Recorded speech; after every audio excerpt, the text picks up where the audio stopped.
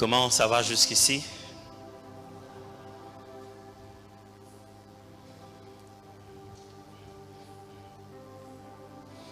Alors, je me demande si je n'enseigne pas les choses trop difficiles. Ça va? Il faut me dire. C'est pour ça que nous, on sera jugés pour ces choses que vous enseignez ici. Il ne faut pas que ça passe seulement et puis on dit, bon, pasteur. Donc, pas, ça va, ce n'est pas comme Alléluia, Amen. Donc, c'est vraiment une vraie question. Si vous pensez qu'il y a quelque chose que vous aurez besoin de mieux comprendre, de nuancer, n'hésitez pas à poser la question au pasteur. Peut-être que je serai déjà parti ou quoi. Et il m'en fera part. Et lors de la prochaine session, je vais commencer par là pour clarifier ou nuancer quelque chose. Rapidement, en résumé, je vais débarrasser de ça. Jusqu'ici, j'ai abordé le sujet concernant la manière dont nous acheminons la pensée de Dieu, le projet de Dieu, le programme de Dieu, les perspectives de Dieu dans notre être. Comment nous participons au plan de Dieu. C'est ça ma démarche. Et le but ici, ce n'est pas... je finirai par arriver sur d'autres actions purement pratiques. Mais je vous ai promis que nous allons commencer à savoir comment on perçoit dans notre esprit, comment ça passe dans notre âme et comment ça s'exprime à travers notre corps, le plan de Dieu. On a ensemble compris dès le début de l'enseignement que le plan de Dieu est inscrit à l'intérieur de notre être. Dieu a inscrit ce plan-là en nous. Et hier, j'ai commencé à nous apprendre comment, justement, on perçoit à travers son esprit. Je vous ai fait comprendre comment l'esprit de l'homme était la lampe de l'Éternel qui sondait jusqu'aux entrailles.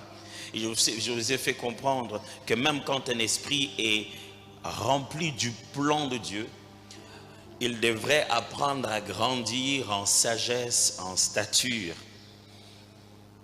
et en grâce comme Jésus-Christ l'a fait. Donc autant Dieu a inscrit clairement le projet qu'il veut faire lorsqu'il nous a créés en tant que tel. Autant par son esprit, et j'ai insisté à cela, que le Saint-Esprit lorsqu'il arrive en nous, il illumine les yeux de nos cœurs comme la Bible dit. Il illumine l'intérieur de nous. Autant une fois que l'on commence à chercher à l'intérieur de soi, on sait comment découvrir le projet et les plans que Dieu a placés dedans de nous. Autant on devrait aussi grandir pour être capable d'exprimer cela. Et hier, vous vous souvenez que je vous ai promis de parler des 4 choses. J'ai parlé déjà de 2 choses. Des 4 choses qui peuvent être des bons exercices spirituels dans la manière de acheminer le projet de Dieu à travers notre être. Et ce n'est que dans ce domaine-là. Il y a plein d'exercices spirituels pour la foi chrétienne. Et je nous ai parlé, premièrement, que lorsque justement au niveau de notre esprit, on veut comprendre le plan de Dieu, qu'est-ce qu'on doit faire premièrement? J'ai parlé des 4 choses. La première chose, vous aviez dit que tout allait bien. La première chose, le caractère. Le caractère est l'élément à travers lequel Dieu inscrit son plan en toi. Ce qui se développe avec toi comme caractère est un acquis. Chaque fois que les caractères précèdent les avoirs, chaque fois que tu deviens avant d'obtenir, ce que tu obtiens ne te quittera pas. Vous me suivez? Chaque fois que tu deviens dans le caractère avant de tenir la chose que tu dois tenir, chaque fois Dieu te fait passer par un processus de développement de personnalité et de caractère, lorsqu'il va te donner, ça ne te quittera pas. Mais lorsque tu apprends les caractères en ayant déjà obtenu la chose, ton épreuve va être dure.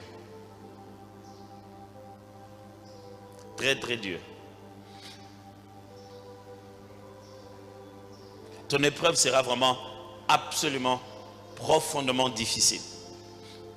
Parce que tu n'auras pas déployé par toi-même les façons de pouvoir, la manière dont... je vous explique ça. Je vous ai dit ça hier. Galates est en train d'expliquer le fait que le fruit de l'esprit, au singulier, le fruit de l'esprit, c'est l'amour. Et il se met à faire la liste de toutes les composantes qui expriment l'amour de Dieu. Quand l'Esprit de Dieu habite en toi, ce qu'il produit en toi, premièrement, c'est le caractère. Le caractère est la plaine où les bénédictions éternelles viennent atterrir. La raison pour laquelle nous passons tout ce temps sur la terre, c'est pour développer le caractère de Dieu, sans lequel tu ne peux pas vivre avec Dieu. Pour vivre dans l'éternité avec Dieu, la chose qui te permet de résister à la lumière de sa présence, à la force de sa sainteté, c'est que tu aies développé dans ton esprit ce caractère qui est le sien. Et si tu ne l'as pas, sa présence va te résister. Tu ne pourras pas t'approcher davantage de lui si tu n'es pas de la même nature que lui. Et tout le temps que la parole de Dieu fait avec nous à l'intérieur ici, sur terre, c'est prendre cette nature de lui que nous avons par acquis, par la parole de Dieu. Nous sommes devenus comme lui par la foi et commencer à couler ça dans l'intégralité de notre être. Si nous avons compris un caractère dans notre esprit, notre âme sera capable de l'interpréter et notre corps sera capable de l'exécuter. Parce qu'en réalité, quand quelque chose arrive dans votre esprit, ça fait fonctionner tout ce système appelé le corps. Ça fait sécréter des substances chimiques. Ça fait un grand truc. Vous savez, quand vous êtes fâché, votre corps se met à trembler. Même votre cœur, vous sentez que... Mais ce qui se passe à l'intérieur. Quand quelqu'un vous a fait mal, que vous devez le pardonner, vos yeux commencent à larmoyer et vous commencez à pleurer. Qui vous a tapé? Votre corps perçoit une information claire de ce qui se passe dans votre homme intérieur.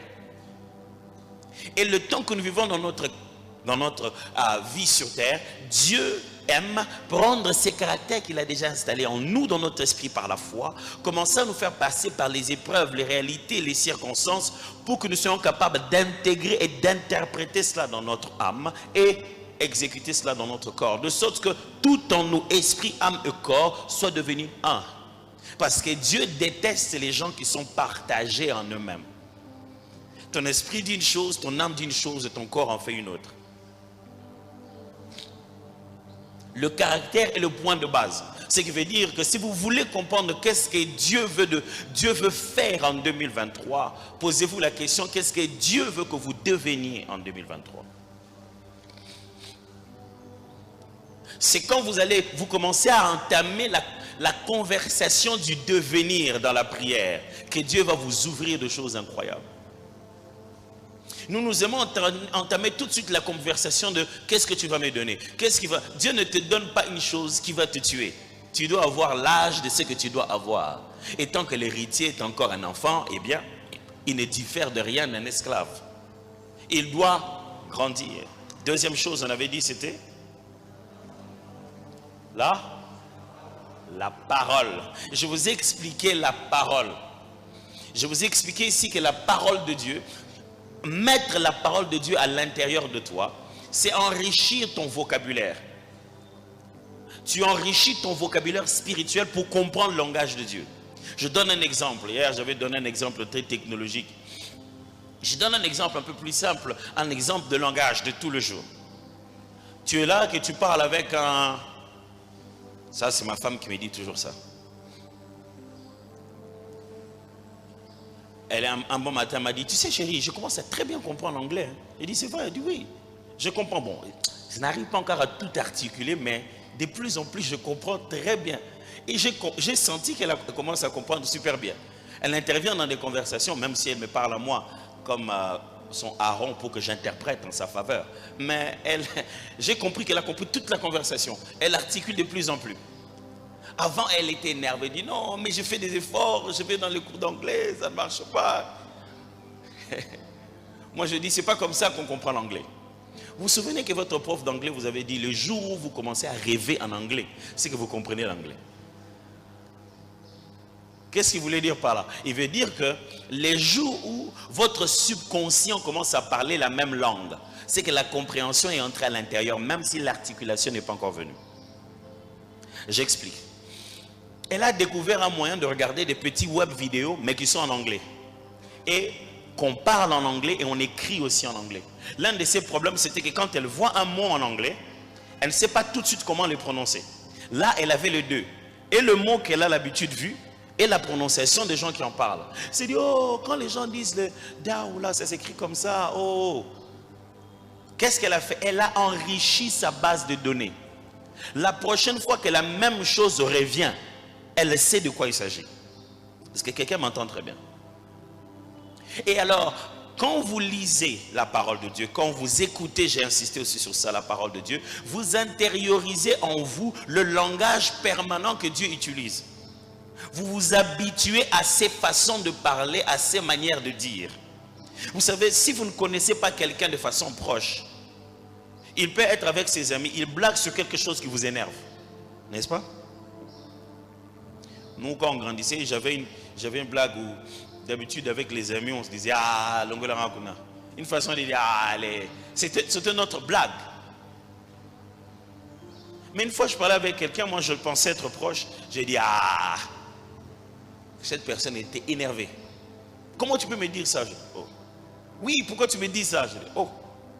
Dis, mais j'ai rien dit de mal. Tu me dis, non, tu n'as rien dit de mal. Moi, quand je dis ça avec mes amis, ces mots-là ne signifient plus dire le mal.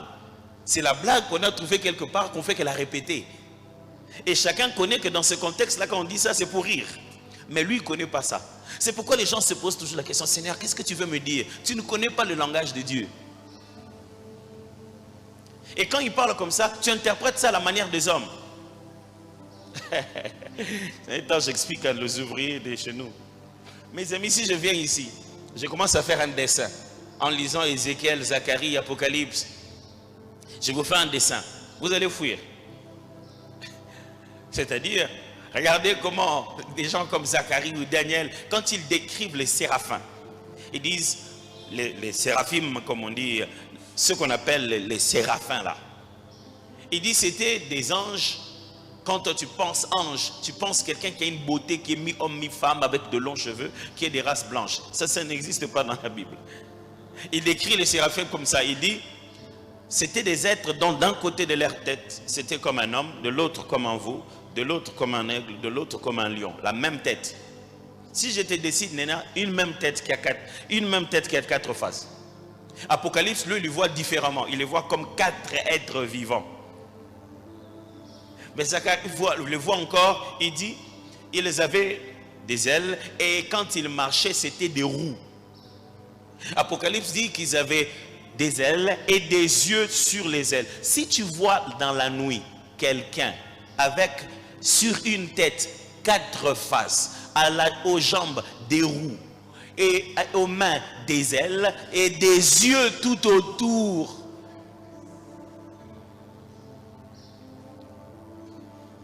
tu te réveilles comment? Imagine-toi toi-même, tu te réveilleras comment? Te connaissant, c'est au nom de Jésus. Mais écoutez le prophète, il dit, j'ai vu. Personne ne lui avait jamais expliqué ce qu'est des séraphins.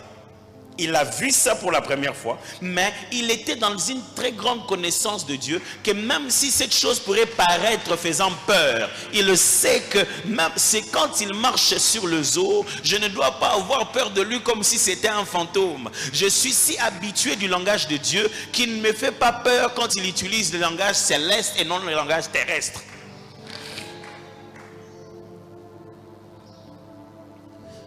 Mon ami, tu veux connaître, que Dieu t'explique, qu'il te parle de noms de gens, que tu comprends à prophétiser. Mais tu sais elle seulement, tu n'arrives pas d'abord à retenir ce nom-là. Le nom de la Bible n'arrive même pas encore à rester dans ta tête. Quels autres noms tu veux entendre?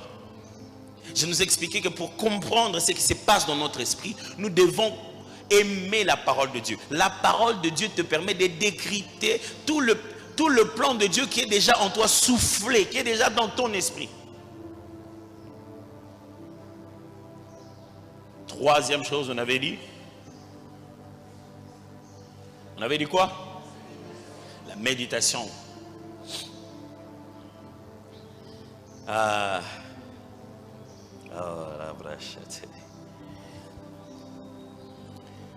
Pour continuer ces trois choses, je voudrais, les deux dernières choses, je voudrais qu'on lise d'abord dans Psaume. On va lire le psaume 63.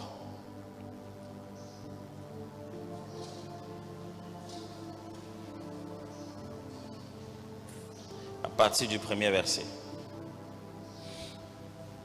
Lisons ensemble. Psaume de David, lorsqu'il était dans le désert de Juda. Ô Dieu, tu es mon Dieu, je te cherche. Mon âme a soif de toi, mon corps soupire après toi, dans une terre aride, desséchée sans eau. Après, je te contemple dans le sanctuaire pour voir ta puissance et ta gloire. Car ta bonté vaut mieux que la vie. Mes lèvres célèbrent tes louanges. Je te bénirai donc toute ma vie. J'élèverai mes mains en ton nom. Mon âme sera rassasiée comme des mets gras et succulents et avec des cris de joie sur les lèvres, ma bouche te célèbre. Lorsque je pense à toi sur ma couche, je médite sur toi pendant les veilles de ma nuit, car tu es mon secours et je suis dans l'allégresse à l'ombre de tes ailes. Mon âme est attachée à toi, ta droite me soutient. Mais ceux qui cherchent à m'ôter la vie iront dans les profondeurs de la terre. Ils seront livrés aux glaives. Ils seront la proie des chacals. Et le roi se rejura en Dieu. Quiconque jure par lui s'en glorifiera, car la bouche des menteurs sera fermée. Amen. Je vais s'asseoir s'il vous plaît, merci. Je suis en train de vous expliquer deux autres choses qui se passent dans votre esprit, dans la manière de capturer, de saisir le plan de Dieu pour vous. Amen. Hello. Amen. Les choses que je vous enseigne sont esprit et vie. Elles sont dans toute leur nature spirituelle et source de vie.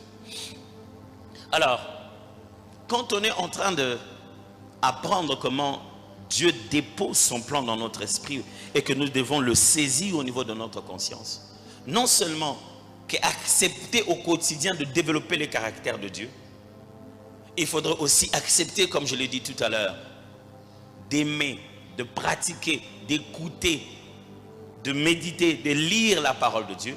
Il y a l'exercice spirituel qu'on appelle de la méditation. Et quand on dit ces mots, la foi chrétienne, surtout telle qu'elle est vécue aujourd'hui, de nos jours, on a pris des mots de la Bible, on les a complètement cédés à une autre forme de spiritualité.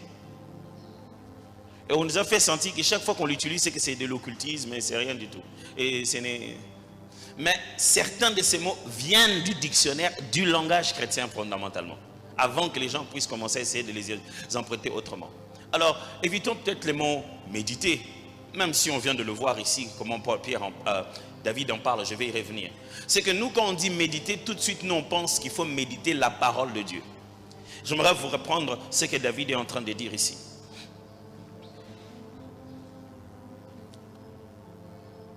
Il est dit ici, j'aimerais bien le retrouver, le verset 7. Lorsque je pense à toi sur ma couche, je médite sur... Hein? Chez vous, on a écrit quoi? Je médite... Oh, regardez, non? Chez vous, on a écrit quoi? Chapitre 63, le verset 7, partie B. Partie A déjà. Lorsque je pense à toi sur ma couche, pendant les veilles de la nuit, je ne médite pas la parole. Tellement qu'on a trouvé le mot méditer, la parole, méditer la loi, médite la Bible, médite, on pense que le verbe méditer signifie que appliquer une réflexion sur les Écritures. Non. Le verbe méditer est très très large en hébreu. En effet, il ne signifie pas réfléchir comme vous le pensez en français. Il signifie beaucoup de choses, méditer. Et je vais vous donner quelques-unes des choses, pas toutes, quelques-unes des choses que signifie méditer dans la Bible. Le premier sens de méditer, c'est assez difficile en français, mais c'est soliloquer. Vous regardez, certaines autres versions de la Bible utilisent le mot murmurer. Mais murmurer, des fois, dans le français, surtout le nôtre, il y a une tendance un peu négative. C'est pourquoi vous voyez Josué en train de dire que ces livres de la loi ne s'éloignent pas de ta bouche. Médite les jours et nuits. Quand vous lisez là-bas, vous avez l'impression qu'on dit lis la Bible et réfléchis sur ça. Or non, le verbe qui est là, méditer là comme il est traduit, c'est le verbe qui signifie soliloquer, c'est-à-dire murmurer avec ta bouche, déclarer cela, en parler. Et comme vous le savez très bien que la Torah ne se lit pas avec une lecture réflexive, elle se lit avec une lecture expressive. On ne fait pas une lecture mentale, on fait une lecture courante sur tes lèvres. Quand on lit la loi, on lit Rachid, Bara, Elohim, Adonai. Il faut le dire. Des fois, comme vous voyez dans vos vidéos, vous voyez des juifs en train de lire et vous voyez qu'ils sont en train de parler toujours. Alors, l'idée qu'il y a dans le verbe méditer que vous trouvez dans la Bible, premièrement, c'est porter les paroles sur tes lèvres, en parler. Voilà ce que nous faisons. Quand nous prions, nous voulons directement parler à Dieu, seulement. Et quand tu ne sens plus cette envie de la conversation, ta vie de prière meurt. Pourquoi? Parce qu'on considère que la prière n'est qu'une conversation avec Dieu. Non, la prière est une activité spirituelle. Ça signifie que quand on va en prière, on ne fait pas que parler à Dieu. On devient spirituellement actif, on exerce ses activités et ses droits spirituels. Ça signifie qu'à une partie de la prière, ce n'est pas à Dieu que tu parles. Ce sont des principes spirituels que tu respectes. C'est pourquoi quand tu chasses des démons, tu ne parles pas à Dieu. Tu parles directement aux esprits mauvais. C'est pourquoi quand tu pries pour les malades, tu ne parles pas à Dieu. Tu dis que j'ordonne que cette maladie quitte ton corps au nom de... Tu parles à qui? Tu ne parles pas à Dieu. Tu es en train de déclarer, de faire un décret spirituel. Tu uses de ton autorité d'enfant de Dieu et tu places un élément spirituel pour fixer cette situation. La prière, mes amis, ce n'est pas juste parler avec Dieu. Dans la prière, il y a cette dimension qu'on appelle la méditation. Et dans la méditation de la prière, c'est porter les paroles de la vérité sur tes lèvres. Pas lire les Écritures, mais murmurer les Écritures. À un moment dans la prière, on ne parle pas à Dieu, on parle que le verset. Lorsqu'il fut dans la guerre, le psaume, je vais faire une lecture, vous allez voir. Oh Dieu, tu es mon Dieu, je te cherche. Mon âme a soif de toi, mon corps soupire après toi. Oh Dieu, tu es mon Dieu, je te cherche. Mon âme a soif de toi, mon corps soupire après toi. Oh Dieu, tu es mon Dieu, je te cherche. Mon âme soupire après toi. Oh Dieu, tu es mon Dieu, je te cherche. La force de porter les paroles dans la bouche, c'est que lorsque nous créons un cycle sur notre langue, ça... This is going to be hard. I don't know how we're going to get this. Mais quand nous créons un cycle dans nos paroles, ça stérilise notre intelligence et ça disponibilise notre esprit. Vous êtes sûr que vous voulez toujours m'écouter? Hein? Ok, tout est dans la Bible. Lorsque vous créez un cycle de langage et que votre intelligence ne fournit plus la force de créer ce que vous dites, il commence à s'apaiser. C'est pour cette raison que lorsque vous parlez en langue, votre intelligence devient stérile. Et c'est pour cette raison que quand vous répétez la même chose, c'est en répétant la même chose qu'au bout d'un moment, pouf, vous accédez à une vision. Pourquoi? Votre intelligence devient comme, je vais dire quoi? Déjouée dans sa réflexion. Mutu, kimomoto. Et comment tu as la place, Moussous? Ce qui fait que ça rend ton esprit sensible. Il y a un terme en hébreu lorsqu'on parle de fait d'intercéder ou de prier en faveur des autres personnes. Il y a un terme dans les vieilles racines du mot en hébreu qui signifie en fait non pas intercéder, mais plutôt ce n'est pas de l'intercession, mais plutôt de l'intersection. Monique là c'est de l'intersection. L'intersection, vous vous souvenez quand on apprenait à l'école, c'est la rencontre de deux droites, ça va? Vous voyez, quand vous ne liez pas les profs de maths, voilà. C'est une droite va comme ça et une autre, là où ils se rencontrent, ce point-là s'appelle intersection. Jusqu'aujourd'hui, on a ça. Il y a l'intersection entre deux avenues. Et la racine de ce mot signifie intersection. Ça signifie que les moyens par lesquels Dieu veut t'appeler à l'intercession, c'est lorsqu'il fait faire une intersection à ton esprit sur une pensée qui est étrangère. Ça signifie que pendant que toi tu penses à autre chose, sur autre chose, en train de passer autrement, brusquement une pensée céleste coupe la direction de la tienne. Pendant que tu es en train de prier, tu vois autre chose à laquelle tu ne pensais pas du tout. Vient juste entrer dans ton esprit, boum. Et ton esprit devient plus facile à recevoir ce genre de choses quand ton intelligence arrête de s'agiter. Et ton intelligence arrête de s'agiter quand tu parles en langue. Et quand tu médites, tu soliloques, c'est-à-dire que tu te mets à porter sur tes lèvres la même parole de façon bouclée. Et nous, qu'est-ce que nous pensons de la prière? Nous pensons que la prière, c'est seulement fermer les yeux, tu te lèves. Oh Seigneur, oh Père. C'est pourquoi beaucoup de gens se disent, ah, ma vie de prière ces derniers temps, je n'arrive pas à prier. Il veut dire, je n'arrive pas à demander parce que mes émotions sont affectées. C'est pour cette raison que les gens n'arrivent pas à mener une bonne vie de prière, parce que le diable blague avec leurs émotions. Quand quelque chose d'émotionnellement fort arrive, ça t'alourdit, tu n'as pas envie de parler. Quand quelqu'un ne va pas bien, il n'a pas envie de parler avec les gens. Or, la prière, ce n'est pas juste parler avec Dieu. C'est une activité spirituelle dans laquelle tu es en train de poser les gestes, les faits, les gestes. Même quand tu ne veux pas parler avec les gens, tu vas manger. Et tu vas boire, parce que ce sont des besoins fondamentaux. Vous allez les comprendre tout à l'heure. Ce n'est pas pour rien que le psalmiste dit, mon âme soupire après toi. Deux fois tu entres dans ta chambre, ce n'est pas pour intercéder, c'est pour méditer. Et quand tu parles de méditer, ce n'est pas juste lire la parole ou la connaître, mais c'est porter sur tes lèvres les paroles répétitives des saints. Mon frère, deux fois on veut trop dire. Or, il faut juste dire la bonne chose autant de fois que possible.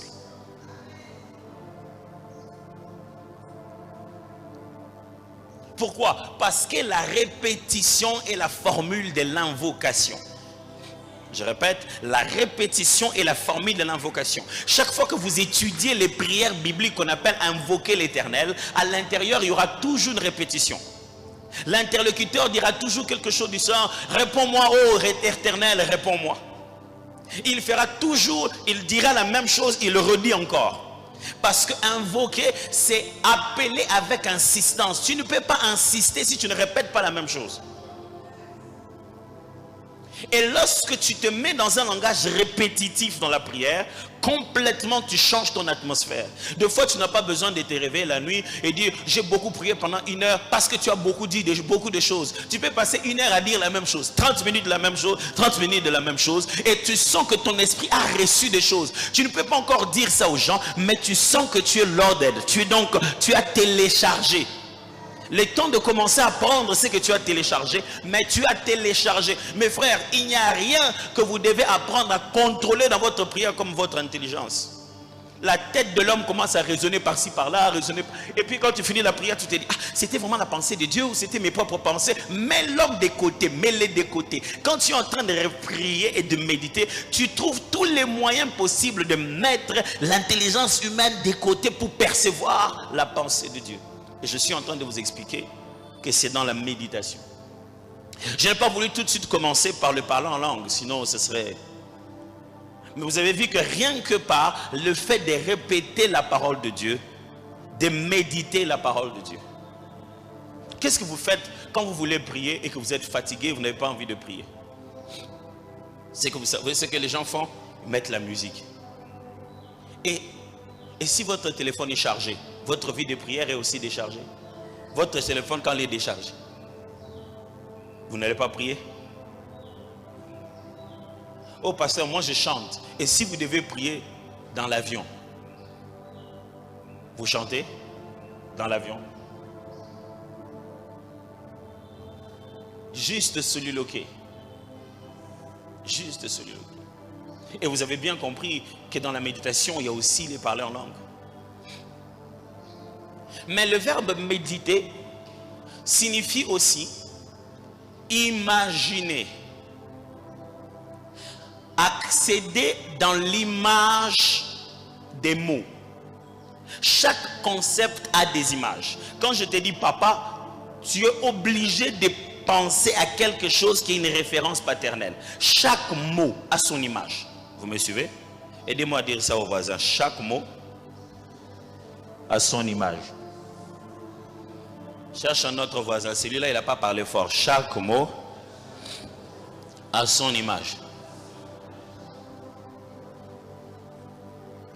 Le verbe méditer dans la Bible signifie Imaginer veut dire placer dans ta tête l'image du mot. La réflexion en toi devient forte. Quand tu dis je vais fermer la Bible, je vais méditer, tu penses que tu veux faire quoi? Non, parce que je vais me mettre à réfléchir. Réfléchir signifie quoi? Et tu restes là et dis Les gens font des attitudes extérieures, des choses qu'ils ne font pas à l'intérieur. Les verbes méditer en hébreu a l'un de sens qui signifie créer des images mentales, des concepts qu'on est en train de parler. C'est-à-dire, quand je suis en train de dire l'Éternel, Dieu va me délivrer. Écoutez ça dans la prière de quelqu'un qui médite comme David. Il dit, l'Éternel arrive et il y a de la fumée sur ses narines. Vous pensez que Dieu a des narines dans lesquelles il y a la fumée? Il dit, comme un guerrier, il arrive et ses adversaires se dispersent. Il les frappe de la verge. Vous pensez que l'Éternel a une verge entre ses mains? Mais ceci, lorsque vous commencez à voir les images qu'il y a dans le plan, vous pouvez les avoir. Parce que avoir donne le pouvoir d'avoir. Ok, let me repeat that. Quand Dieu réussit à créer une image mentale de sa promesse en toi, il va te donner un autre degré d'engagement à la promesse. Chaque fois que Dieu veut venir te dire que ce qu'il a prévu pour toi, il va le faire. Il va amener une parabole, il va amener une idée, il va amener une comparaison, il va t'amener une image. Il va venir et dire, Abraham, ok, regarde un peu le ciel. Tu peux compter les étoiles? Si tu ne peux pas compter les étoiles, c'est comme ça que seront tes enfants. Regarde la poussière. Est-ce que tu peux compter la poussière? Les sables, c'est comme ça que seront tes enfants. Pourquoi il lui dit ça? Il l'amène jusqu'au bout de l'imagination humaine et pour lui dire, au-delà de ce que tu peux imaginer, moi l'Éternel, je vais le faire. Quand Jésus est venu, tout son enseignement était imagé. Il nous donnait des comparaisons, des idées, des images pour commencer à faire créer à l'intérieur de nous. Parce que si tu libères dans ta parole une chose qu'il n'y a pas dans l'image de ton esprit, tu ne le verras pas s'accomplir. Je vais vous choquer en vous disant quelque chose de très très bizarre. Parce qu'en réalité, la foi ne fonctionne pas. Vous savez, très souvent les gens disent la foi fonctionne sans la vue. La foi n'a pas besoin de voir. C'est pas comme ça. La vue dans la Bible dit, ça veut dire la vue de ce monde physique. La foi n'est pas dépendante de ce qu'elle voit ici. La foi est dépendante de ce qu'on voit au Père. Jésus disait très bien, je ne fais que ce que je vois faire au Père. La puissance même de la foi, c'est parce qu'elle a vu. Pas parce qu'elle a vu avec ses yeux, mais parce que dans l'esprit, il a vu. Écoutez encore, chaque fois que Jésus parle avec quelqu'un et il est étonné de sa foi, c'est parce que cette personne a une vision. Jésus parle avec les centeniers disent non Seigneur, ne viens pas. Il dit pourquoi? Il dit moi je suis un soldat. Je suis un chef, j'ai des chefs. Quand je donne un ordre, ils obéissent. Je crois aussi que si toi tu donnes un ordre, on va obéir. Vous savez ce qu'il a fait? Il a créé un concept imagé. Il a imaginé Jésus chef de la maladie. Et il a établi un parallélisme. Il dit, si moi, chef des hommes, je peux parler absent. Et Jésus qui guérit tous les malades partout là, il n'a pas besoin d'être physiquement présent ici. Regardez ça. Ça lui a donné une foi que même les disciples qui étaient à côté de Jésus n'avaient pas.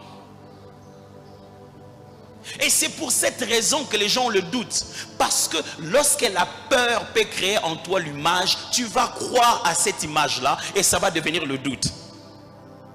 C'est pourquoi le diable veut créer une peur. Il t'envoie de mauvaises images, de mauvais songes. Si tu peux commencer à t'imaginer perdant, tu commences à nourrir la foi de perdre. Parce que la foi dépend de l'image intérieure que tu médites. Oh, that one was strong. Okay, let me go back to that. La foi dépend de l'image intérieure que tu médites. Un autre exemple, la femme, une autre personne dont Jésus est très étonné de la foi, la femme syrophénicienne. Elle arrive, dit Seigneur, mon enfant malade. Jésus dit, oh maman, pardon, moi je ne suis venu que pour les brebis perdues d'Israël. Elle insiste encore, dit maman, la nourriture qu'on donne aux enfants, le pain des enfants, on ne donne pas aux chiens. Pouf, la femme a vu une ouverture. Oh mon Dieu, je ne sais pas comment vous suivez les prédications, mais quand vous suivez les prédications, suivez-les comme quelqu'un qui suit un film dans lequel lui-même il entre et il commence à s'imaginer.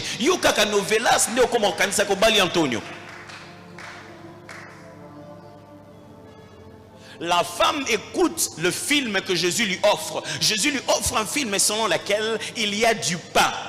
Le pain venu de la boulangerie du fabricant du Père. Le Père a donné la même substance à ses enfants. Et la même substance tombe au sol. Et la femme dit, si c'est la même substance qui nourrit les enfants, je la mangerai même au sol. Vous entendez ce qu'il dit? Il dit, on ne donne pas la nourriture des enfants au champ. Il dit, même les miettes qui tombent, Jésus entend ça et dit, wow, je n'ai jamais vu une foi comme ça en Israël. Qu'est-ce qu'elle avait fait de spécial? Elle a imaginé, elle a médité les paroles de Jésus. Elle a laissé ses paroles créer une image. Elle est entrée dans l'histoire. Jésus aurait pu lui dire, c'est un exemple, exemple était, ce que tu viens de dire est une condition spirituelle dans laquelle je m'intègre. Et si vous savez, il y a quelque chose que le diable détruit dans la tête des gens, c'est ça. Il propose d'autres types d'images, d'autres choses fausses, pour que tu ne sois pas capable de pouvoir accéder à méditer la pensée. Écoute, David dit, je médite sur toi. Chaque mot, chaque phrase de Dieu doit sonner une image pure et claire dans ta tête. Et Dieu sera en train de nourrir cette image de plus en plus. C'est ça qui va te donner la force. La Bible dit Jésus a résisté. Pourquoi? Parce que lui, il voyait la rémunération. Il voyait ça où? Si vous ne pouvez pas voir la fin, vous ne pouvez pas y arriver. Vous devez avoir une vision de la couronne finale, la ligne d'arrivée. Et ça c'est ça comment ton esprit médite. Alors tu ne peux pas te dire que tu veux méditer en restant tout le temps à côté des réseaux sociaux. Parce qu'il y a des images qui en entendent dans ton esprit, tuent ta capacité d'imaginer. Et ces images sont si fortes que chaque fois que tu veux imaginer, c'est ça qui revient.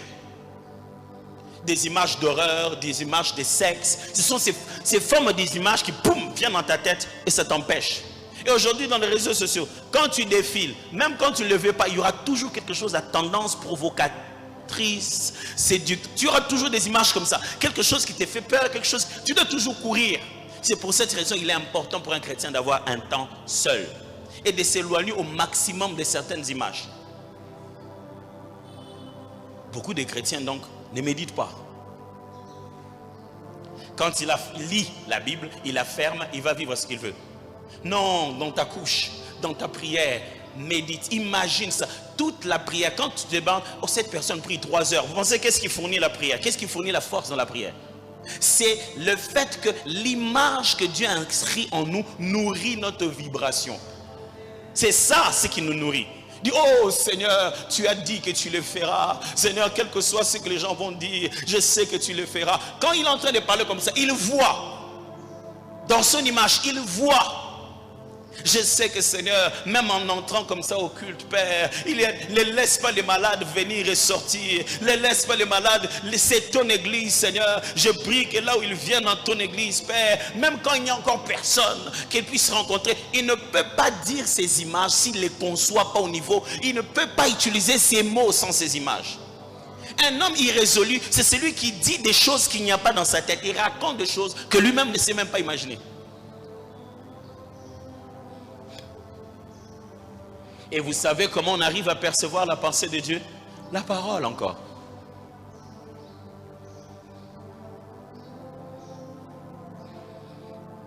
Mes amis, ce que tu peux voir te donne le pouvoir de la voir. Ma question, moi, qu'est-ce que tu vois de 2023 quand tu pries? Je n'ai pas dit qu'est-ce que Dieu te montre. J'ai dit, quand tu utilises les mots que tu connais de 2023, quelle est l'image qui apparaît dans ta tête? 2023, année de gloire. Gloire donne quoi dans ta tête? Gloire, comment s'imaginer gloire là? Ça donne quoi?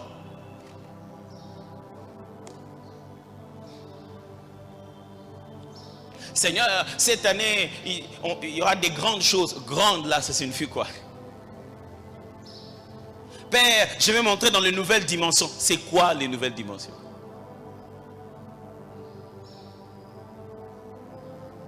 Parce que l'image de ce qui va se passer se trouve déjà bien avant. Ça, c'est peut-être dans les réunions prophétiques que je dois vous enseigner. Parce que l'image de ce qui doit se passer se trouve déjà spirituellement. Tu peux tellement le consulter, le photographier, les dessiner même avant que les choses puissent arriver. Demandez à Samuel. Samuel pouvait le voir, le photographier, venir à la cuisine, influencer les menus de ce qu'on va manger parce qu'il sait ce qui va se passer. Samuel voit, il voit qu'un certain appelé Saül va venir et que c'est lui que Dieu a choisi pour qu'il le règne en tant que roi. Alors pour montrer, poser un symbole très spécial, il a choisi les parties de gloire, là où repose la domination. Il est allé à la cuisine le jour de la fête, avant qu'on commence à préparer. Il a dit, prenez les parties de l'épaule, ne donnez ça à personne, gardez ça, on aura un invité spécial. En ce moment-là, Saül lui-même ne sait pas ce qui se passe. Les événements l'amènent jusque devant Samuel, et Samuel lui dit, viens, on va d'abord manger, et demain, je te dirai tout ce qui se passe dans ton cœur. Et quand il arrive, il dit, prenez, tu sais la partie que je t'avais dit là. Au moment où ils sont en train de vivre ça, Samuel avait déjà eu l'image de cette séquence-là. Il la connaît. Je prie Dieu que ce que toi tu vois déjà, les autres sont juste en train de fonctionner. C'est-à-dire tu les observes, tu dis, naïbi film on est ici là. C'est ce qui te rend à l'aise. Moi je regarde des fois mes filles, quand ils regardent un match de foot ou un film, quand les suspens montent. Je connais une de mes filles, elle est vraiment comme sa mère. Elle s'en va. Elle dit, je ne vais pas regarder. Oh, mais on regardait pour des moments comme ceci. Elle dit, je ne vais pas regarder.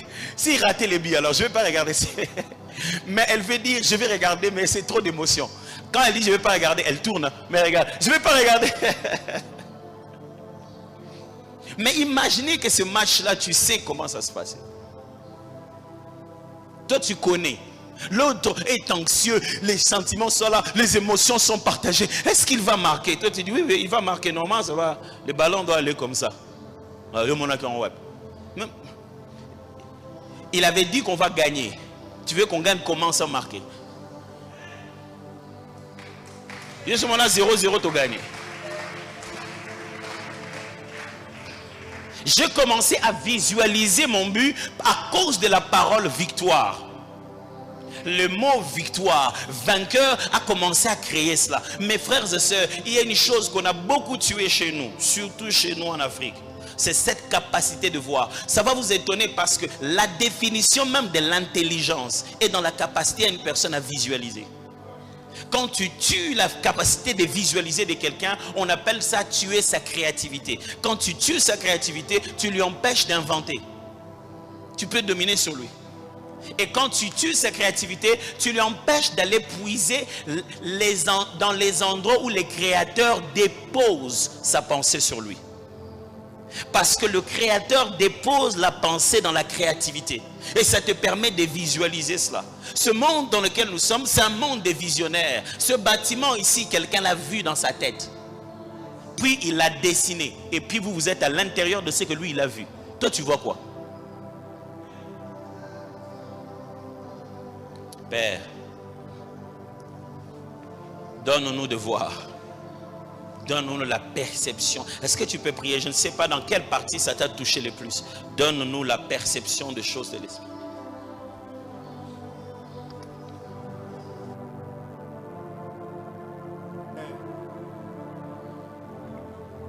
Prie le Seigneur. L'homme de Dieu vient de dire une dernière parole. Nous sommes dans un monde de vision.